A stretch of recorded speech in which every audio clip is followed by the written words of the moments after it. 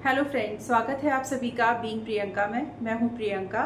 तो आज के वीडियो में हम लोग बनाएंगे कृष्ण जन्माष्टमी स्पेशल नारियल पाक, जो बहुत आसानी से एक बार में ही आपसे परफेक्टली बन जाएगा। मेरे बताए हुए टिप्स और ट्रिक्स को अगर आप अपनाएंगे तो बिल्कुल भी वीडियो को स्किप ना करें। तो चलिए स्टार्ट करते हैं आज का वीडियो।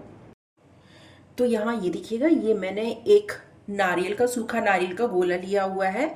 इसको हम सबसे पहले कद्दूकस करेंगे।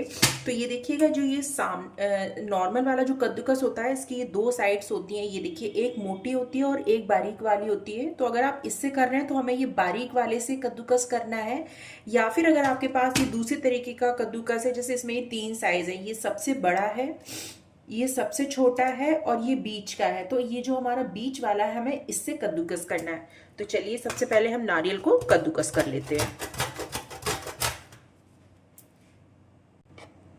तो देखिएगा, मैंने जो नारियल है उसको कद्दूकस कर लिया है। चलिए अब चलते हैं नेक्स्ट प्रोसेस में।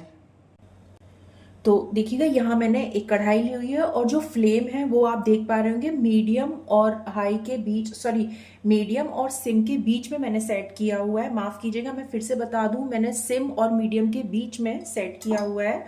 और अब इसी में ये जो हमने नारियल कद्दूकस करके रखा हुआ था, इसको डाल के और बराबर से चलाते हुए इसको करीब करीब हम 2.5 से 3 मिनट के लिए भून लेंगे। याद रखेंगे कि इसका कलर चेंज नहीं करना है, बस ये हल्का सा भुन जाए। जिससे क्या होगा कि एक तो हमारा जो नारियल है, इसकी नमी दूर हो जाएगी, तो इससे जो हमारी पाक होगी उसका टेस्ट बढ़ जाता है। और दूसरी चीज़ ये है कि अगर हम भुना हुआ नारियल पाक में यूज़ करेंगे तो इसकी जो सेल्फ लाइफ है वो बढ़ जाती है। तो इसी तरीके से इसको बराबर से चलाते हुए भून लेंगे। तो देखिएगा, करीब करीब मुझे 2.5 से पौने 3 मिनट हो गया, और जो नारियल है वो देखिएगा, आप देख पा रहे होंगे, एकदम से थोड़ा सा ड्राई ड्राई भी हो गया है। और इसमें से अब हल्की सी भूनने जैसी सौंधी सौंधी खुशबू भी आने लगी है। बस इस समय पे हम फ्लेम को ऑफ कर देंगे और इस नारियल को एक डोंगे में पलट लेंगे। तो देखिएगा, नारियल को मैंने एक दूसरे बाउल में शिफ्ट कर दिया है और मैंने वापस से वही कढ़ाई ले ली है और फ्लेम मैंने वही अपना मीडियम और सिम के बीच में सेट किया हुआ है। और यहाँ ये देखिएगा, मैंने लिए हुए हैं आधा कप खसखस, या जिसको पॉपी सीड्स भी बोलते हैं। और इनको भी अब हम बराबर से चलाते हुए करीब करीब 1.5 से पौने 2 मिनट के लिए भून लेंगे, ताकि इसमें भी एक अच्छा सा भुनने वाला फ्लेवर आ जाए। तो देखिएगा, खसखस भी हमारी काफ़ी अच्छे से रोस्ट हो चुकी है। बस फ्लेम को बंद करके और इसको भी हम एक दूसरे बाउल में ट्रांसफ़र कर लेंगे। तो देखिएगा, खसखस को अगल अलग हमने एक बाउल में निकाल लिया और फिर से मैंने वही कढ़ाई ले ली है। वही गैस हमारी है, सिम टू मीडियम के बीच में है। और अब इसमें हम डालेंगे, देखिएगा, मगज। ये भी मैं आधा कप ले रही हूँ। ईजिली आपको कहीं भी मार्केट में मिल जाता है।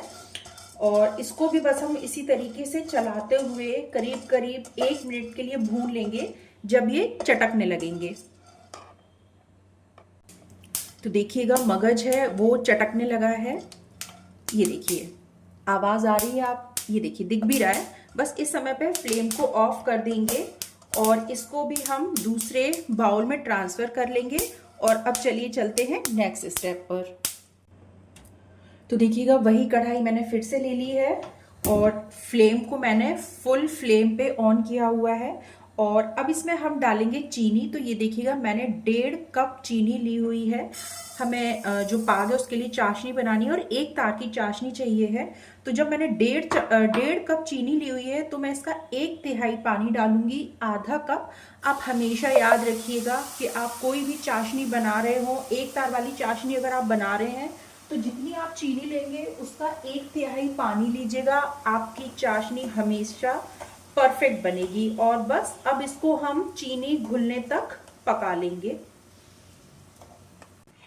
तो देखिएगा, जब तक हमारी चाशनी तैयार हो रही है, तब तक हम जिसमें हमको ये पाक जमाना है वो एक थाली या प्लेट तैयार कर लेंगे। तो ये देखिएगा, मैंने एक थाली ली हुई है और इसमें घी लगाया हुआ है और इसको हम अच्छे से ग्रीस कर लेंगे, ताकि जब बर्फी हमारी जम जाएगी, पाक हमारा जमेगा, उसके बाद इसको निकालने में बिल्कुल भी दिक्कत नहीं होगी।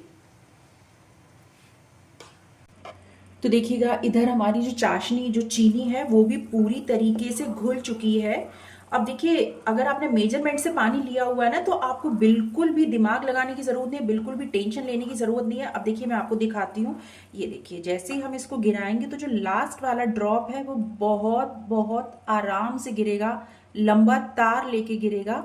ये देखिएगा, ये देखिएगा, है ना। तो बस आप बिल्कुल भी टेंशन मत लीजिए, नाप के पानी लीजिएगा चीनी और आपकी जो एक तार की चाशनी है वो कभी भी प्रॉब्लम क्रिएट नहीं करेगी। या फिर देखिए, आप इस तरीके से जब भी देखेंगे, थोड़ा सा जब आप देखेंगे तो ये देखिएगा, ये देखिए, ये एक तार की चाशनी तैयार हो गई।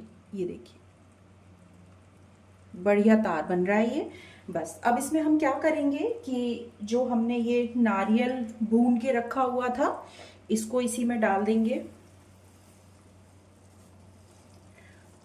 और इसी के साथ हम इसमें डालेंगे जो हमने पॉपी सीड्स, खसखस भून के लिया हुआ था, इसको भी इसी में डाल देंगे। और इसी के साथ इसमें हम डाल देंगे ये मगज। इसको हम अच्छे से अब मिक्स कर लेंगे। तो ये देखिएगा, सबको हमने अच्छे से मिक्स कर लिया। अब इसमें हम डालेंगे, ये देखिएगा, नटमेग पाउडर या जायफल का पाउडर है, आधा चम्मच है, इसको भी हम इसमें डाल देंगे। और इसी के साथ इसमें हम डालेंगे सफ़ेद मिर्च पाउडर। ये सफ़ेद मिर्च होती है, ये पाउडर है, इसको हम डाल देंगे। मैं दिखाती हूँ कि ये इस साबुत भी कैसे दिखती है। ये देखिएगा, ये इस टाइप की होती है, ये देखिएगा। और इसी का पाउडर है, ये क्या है, चीनी को बैलेंस करती है। और सबसे लास्ट में हम डाल देंगे जो कि हम हर मिठाई में डालते हैं, छोटी इलायची पाउडर। उसके बगैर तो कोई भी मिठाई अधूरी है। बस इसको भी हम इसी में डाल के और अब अच्छे से मिक्स कर लेंगे।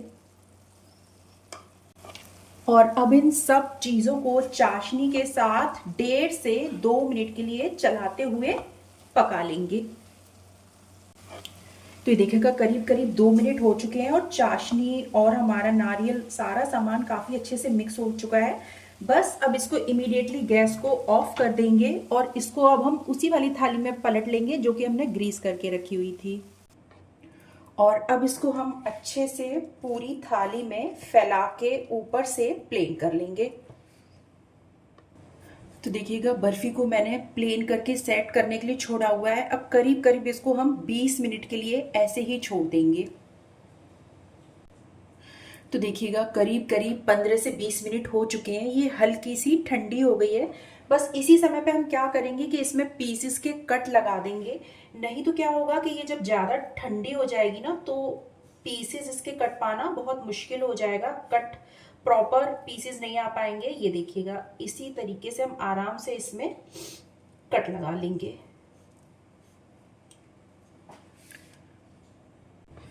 तो देखिएगा, बर्फी में कट लगा दिया है। अब इसको हम पूरी तरीके से ठंडा हो जाने देंगे। मैं आपको पहले एक बार बात बताना भूल गई कि अगर आपके पास सफ़ेद मिर्च ना हो तो उसकी जगह पे आप काली मिर्च पाउडर को भी यूज़ कर सकते हैं। तो चलिए अब इसको पूरी तरीके से ठंडा होने देते हैं। तो ये देखिएगा, जो हमारा पाग है वो पूरी तरीके से ठंडा हो गया है। अब इसके पीसेस निकालेंगे हम। तो पीसेस निकालने में बिल्कुल भी हमें कोई टेंशन लेने की ज़रूरत नहीं है। चलिए बताती हूँ कैसे। तो ये देखिएगा, गैस को मैंने एकदम सिम पर ऑन कर लिया है।